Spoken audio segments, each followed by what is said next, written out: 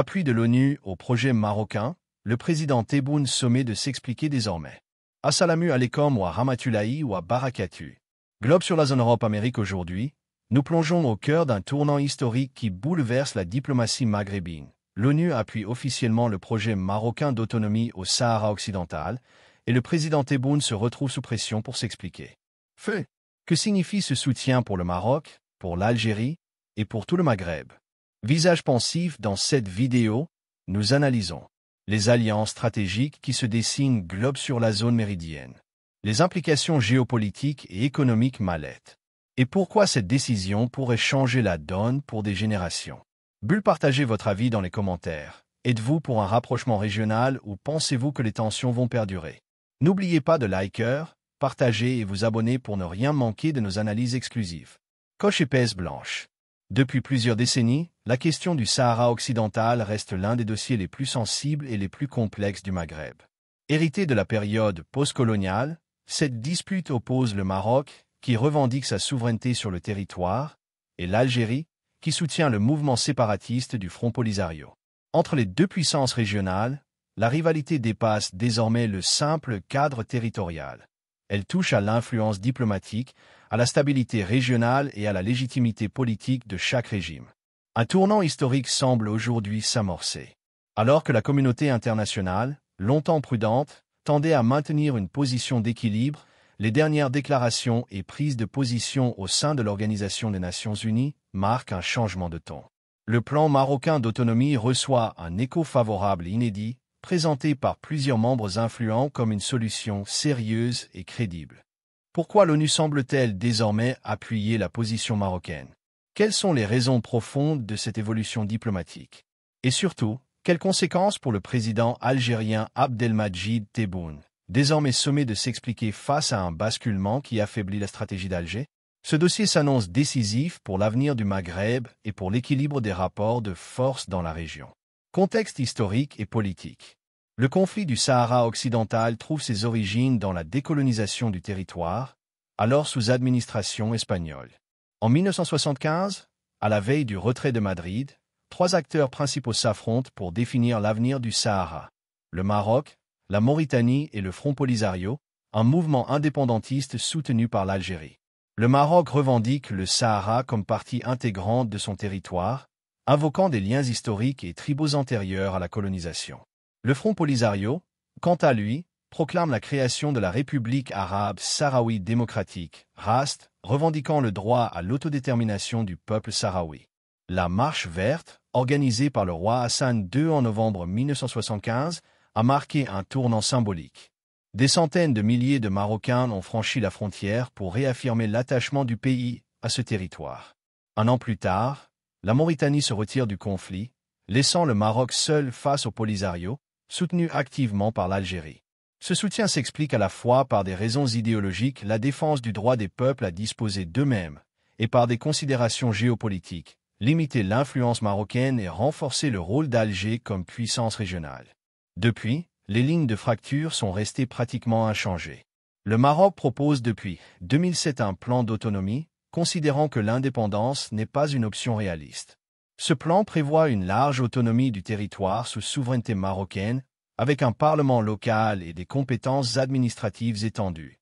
À l'inverse, l'Algérie et le Front Polisario continuent de réclamer un référendum d'autodétermination, soutenu par une partie du bloc africain et quelques pays d'Amérique latine. Sur le plan international, l'ONU a tenté à plusieurs reprises de favoriser une issue pacifique. Des résolutions, notamment celle du Conseil de sécurité 1514, 690, 2548 et suivantes, ont rappelé la nécessité d'une solution politique mutuellement acceptable. Cependant, toutes les tentatives de médiation ont échoué, faute d'accord sur la nature du processus de référendum et sur le corps électoral. La mission des Nations Unies pour l'organisation d'un référendum au Sahara occidental, MINURSO, déployée en 1991, demeure l'un des symboles de cet enlisement. Elle est la seule mission onusienne sans mandat de surveillance des droits de l'homme, signe de la sensibilité extrême du dossier. L'arrivée au pouvoir d'Abdelmadjid Tebboune en 2019 n'a pas modifié la position algérienne. Malgré un contexte interne difficile, crise économique, contestation sociale, défi de légitimité après le Irak, Tebboune a maintenu une ligne dure sur le Sahara. Son discours s'inscrit dans la continuité du régime militaire, pour qui le soutien au Polisario reste une question de principe et d'identité diplomatique. Cette posture alimente cependant la tension permanente entre Alger et Rabat. Frontières terrestres fermées depuis 1994, rupture diplomatique officielle en 2021 et intensification de la guerre médiatique. Ainsi, près d'un demi-siècle après les premiers affrontements, le Sahara occidental reste le théâtre d'un conflit figé mais déterminant.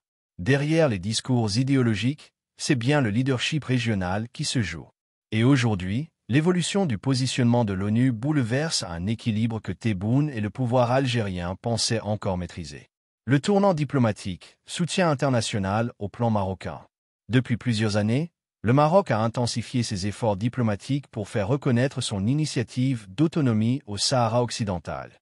Cette stratégie, fondée sur le dialogue et la légitimité internationale, a progressivement porté ses fruits, comme en témoigne l'évolution du soutien international.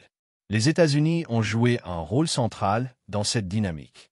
Sous l'administration Trump, en décembre 2020, Washington a officiellement reconnu la souveraineté marocaine sur le Sahara occidental, marquant un soutien politique majeur. Cette décision a été saluée par Rabat comme un tournant historique, renforçant la position marocaine face aux revendications indépendantistes du Front Polisario. Les États-Unis ont souligné que l'autonomie proposée par le Maroc constitue une solution réaliste et crédible, compatible avec le droit international, et ont encouragé les négociations directes entre les parties. L'Espagne, ancienne puissance coloniale et acteur clé dans la région, a également évolué vers une position plus favorable au plan marocain. Après des décennies de neutralité ou de prudence diplomatique, Madrid a exprimé son soutien explicite à l'initiative marocaine d'autonomie, considérant qu'elle représente une approche pragmatique pour assurer la stabilité régionale et le développement économique du territoire.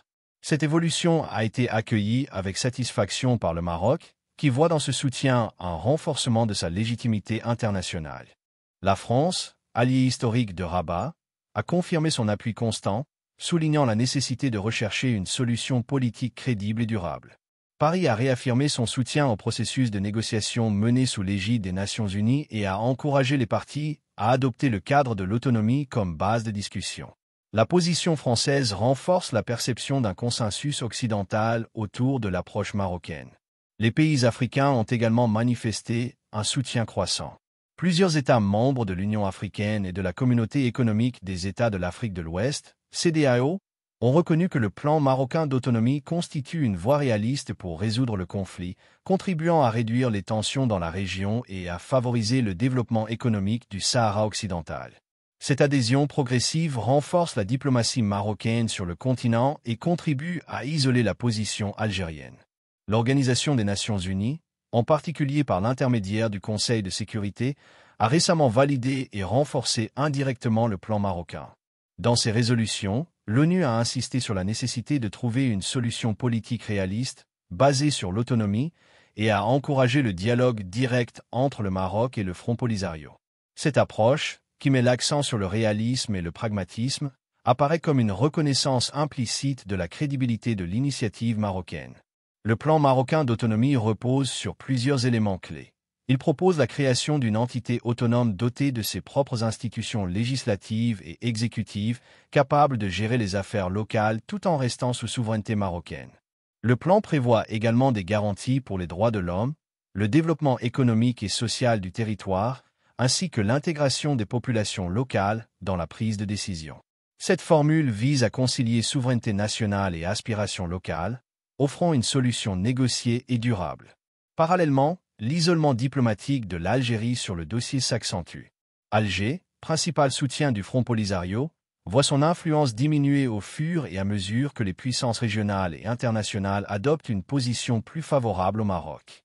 L'appui explicite d'États clés et le renforcement du plan d'autonomie par l'ONU réduisent progressivement la marge de manœuvre diplomatique de l'Algérie, soulignant l'efficacité de la stratégie marocaine. En somme, le tournant diplomatique du conflit du Sahara occidental illustre la consolidation d'un soutien international autour du plan marocain d'autonomie. Les États-Unis, l'Espagne, la France et de nombreux pays africains ont exprimé leur adhésion à cette approche pragmatique, tandis que l'ONU a renforcé le cadre légal et politique favorisant la négociation. Cette dynamique place le Maroc en position de force et contribue à isoler l'Algérie sur le plan diplomatique, marquant un changement significatif dans l'équilibre régional. La réaction algérienne, Tebboune face à la pression.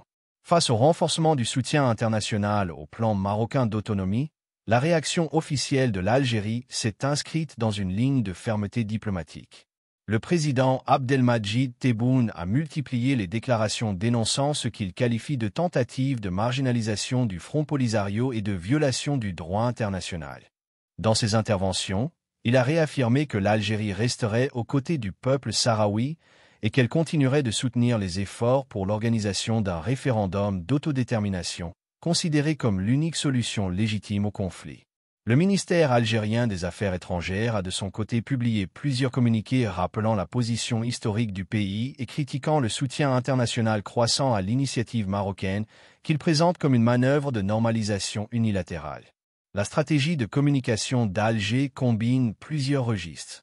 Elle alterne dénonciation directe et campagne médiatique de contre-attaque visant à mobiliser l'opinion publique, tant nationale qu'internationale. Cette approche se manifeste par des interviews, communiqués et conférences mettant en avant les violations supposées des droits du peuple sahraoui et les risques d'une solution imposée par la diplomatie occidentale.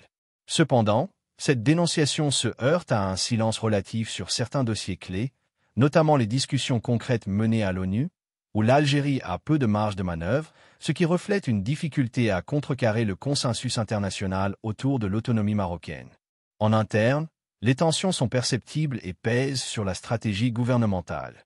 L'opinion publique algérienne, sensible à la cause sahraoui, attend des réponses claires et tangibles, tandis que la presse nationale exprime parfois des critiques voilées sur la faiblesse de l'influence du pays dans les instances internationales. L'armée, acteur clé de la politique étrangère, continue de soutenir le Front Polisario, mais doit composer avec une diplomatie de plus en plus isolée et des pressions politiques croissantes. Cette situation complexifie la communication de Tebboune, qui se voit contraint de défendre une position de solidarité avec le Sahara occidental tout en faisant face à un contexte international défavorable. La difficulté principale pour Tebboune réside dans la justification de la position algérienne. Alors que le Maroc bénéficie d'un soutien grandissant de pays influents et que l'ONU valide implicitement le plan d'autonomie, la logique algérienne, centrée sur le droit à l'autodétermination et la souveraineté du Front Polisario, apparaît de plus en plus isolée. Le président doit ainsi conjuguer fermeté politique et prudence diplomatique pour éviter que l'Algérie ne perde entièrement son rôle dans les négociations, tout en maintenant la crédibilité de son engagement auprès de la population et des forces armées. En résumé, la réaction algérienne face au tournant diplomatique en faveur du plan marocain se caractérise par une communication marquée par la dénonciation et la contre-attaque, mais également par des tensions internes et des limites stratégiques. Tebboune doit naviguer entre la défense du Front Polisario et la reconnaissance des réalités internationales, une équation de plus en plus complexe à mesure que le Maroc consolide sa position et que l'isolement d'Alger s'accentue. Analyse: pourquoi l'ONU a basculé? Le récent basculement de l'ONU vers un appui implicite au plan marocain d'autonomie au Sahara occidental s'explique par une combinaison de facteurs géopolitiques, économiques et stratégiques, reflétant l'évolution des priorités internationales et régionales. Tout d'abord, la stabilité régionale constitue un enjeu central. Le Maroc est perçu comme un acteur clé pour la sécurité du Maghreb et du Sahel, notamment dans la lutte contre le terrorisme et le trafic transfrontalier.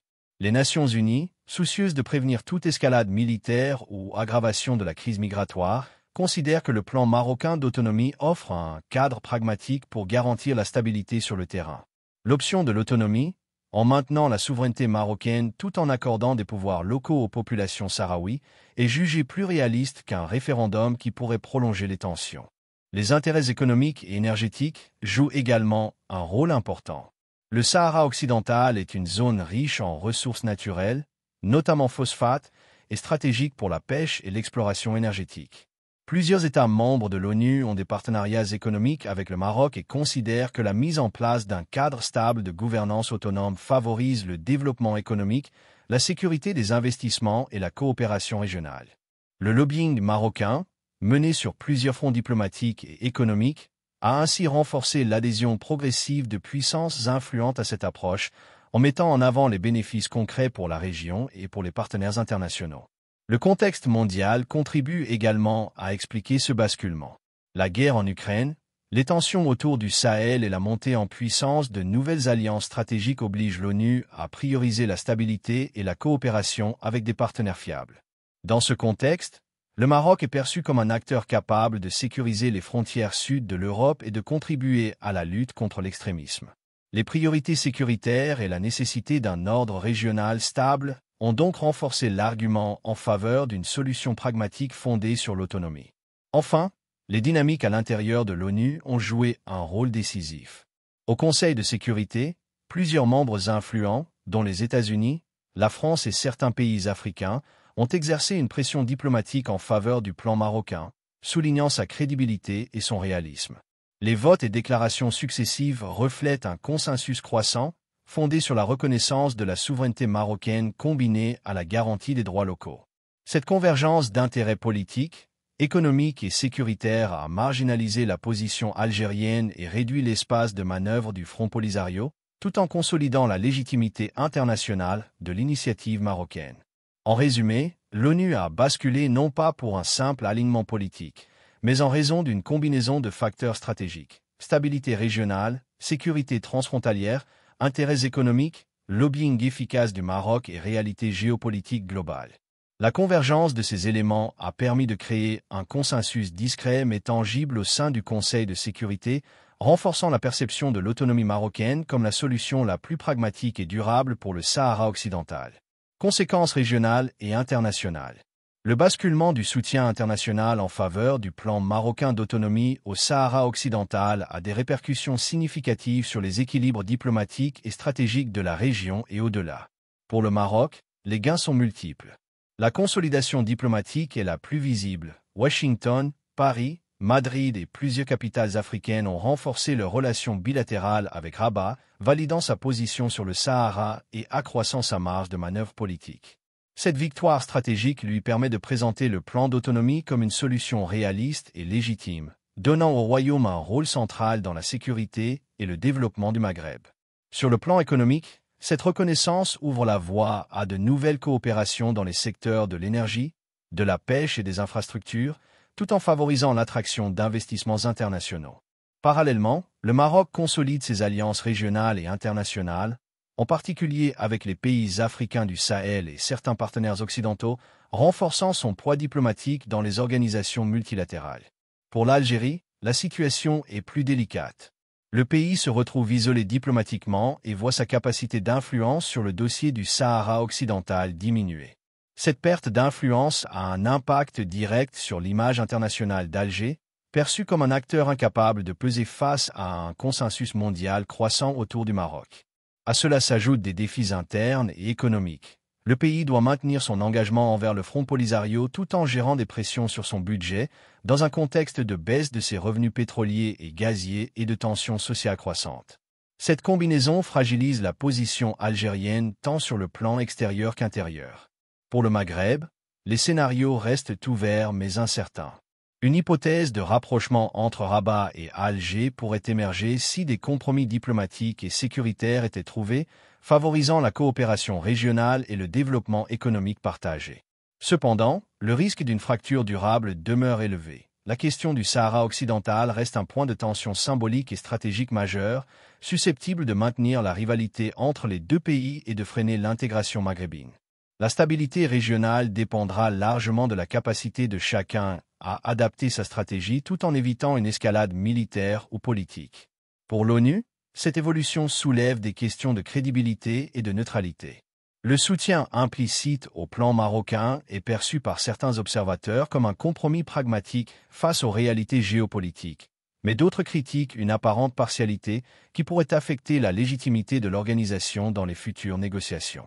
La gestion de ce dossier illustre les tensions entre le principe de neutralité et la nécessité de trouver des solutions concrètes et stables sur le terrain. En somme, le basculement international en faveur du Maroc redessine les équilibres régionaux. Le Royaume sort renforcé, tandis que l'Algérie doit faire face à un isolement croissant et à des contraintes internes. Pour le Maghreb, l'avenir reste indécis entre rapprochement pragmatique et fracture durable, tandis que l'ONU doit concilier efficacité et impartialité dans un dossier sensible et emblématique de ses limites diplomatiques. Un tournant historique. Le récent basculement du soutien international en faveur du plan marocain d'autonomie marque un tournant historique dans le conflit du Sahara occidental. Pour la première fois, la légitimité diplomatique du Maroc est renforcée de manière quasi unanime par des acteurs majeurs comme les États-Unis, la France, l'Espagne et plusieurs pays africains, tandis que l'ONU, par ses résolutions et ses encouragements au dialogue, valide implicitement l'approche marocaine. Cette évolution traduit un changement majeur dans l'équilibre régional. Le Maroc consolide sa position et transforme sa stratégie de diplomatie proactive en une victoire tangible, tandis que l'Algérie voit sa marge de manœuvre se réduire et son influence s'éroder face à un consensus international qui s'affirme de plus en plus. Ce basculement ne se limite pas à une simple victoire politique. Il reconfigure les alliances, modifie les priorités sécuritaires et économiques du Maghreb et oblige les acteurs régionaux à repenser leur stratégie. Le Maroc bénéficie désormais d'une position renforcée pour dialoguer sur le développement du Sahara occidental, la sécurité régionale et la coopération transfrontalière. À l'inverse, l'Algérie, confrontée à un isolement croissant et à des tensions internes, se retrouve dans une situation délicate où la justification de sa position traditionnelle devient de plus en plus complexe. La question qui demeure ouverte est cruciale. L'Algérie acceptera-t-elle de revoir sa position et d'adopter une approche pragmatique face à la dynamique internationale, ou persistera-t-elle dans une ligne de confrontation, au risque de prolonger l'instabilité et de fragiliser davantage son influence régionale? Cette interrogation souligne que, malgré le consensus croissant autour du Maroc, le dossier reste sensible et loin d'être définitivement résolu. En conclusion, le récent soutien de l'ONU au projet marocain d'autonomie au Sahara occidental marque un véritable tournant diplomatique. Le Maroc consolide sa position sur la scène internationale, tandis que l'Algérie se retrouve confrontée à un isolement grandissant et à une nécessité pressante de clarifier sa position. Ce basculement ne concerne pas seulement les frontières ou la diplomatie, il redessine les alliances régionales, influence les équilibres économiques et sécuritaires et pose de nouvelles questions pour l'avenir du Maghreb. Face à cette situation, chaque acteur doit peser ses choix avec responsabilité et vision stratégique, car les décisions d'aujourd'hui auront un impact sur la stabilité et la prospérité des générations futures. Nous voyons donc un Maghreb en mutation, entre rivalités historiques et opportunités de coopération, où la diplomatie et la sagesse seront les clés d'un futur harmonieux. Bulle, n'hésitez pas à partager vos réflexions dans les commentaires. Pensez-vous que cette évolution favorisera le rapprochement régional ou au contraire accentuera la fracture? Votre avis compte et enrichit le débat. Et avant de partir, si ce contenu vous a apporté de la valeur, tapez sur la cloche, abonnez-vous et activez les notifications pour ne rien manquer de nos analyses sur la politique internationale et les enjeux du Maghreb. Que Allah nous guide tous vers la justice, la paix et la sagesse dans nos choix, et qu'il protège notre région et nos peuples. Amin.